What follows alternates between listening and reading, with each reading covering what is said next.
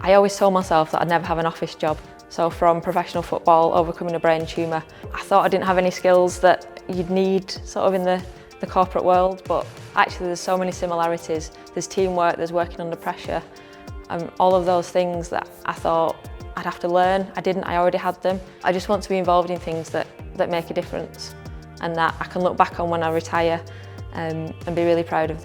There's not many jobs where you can have such an impact on people that really need it as well. It doesn't matter what role you're in, how high up you are, how senior you are, or how working on the front line or in the back office, it really makes a difference to customers, and our role is vital. I feel really proud, to be honest, really proud. I guess I've kind of found my dream job.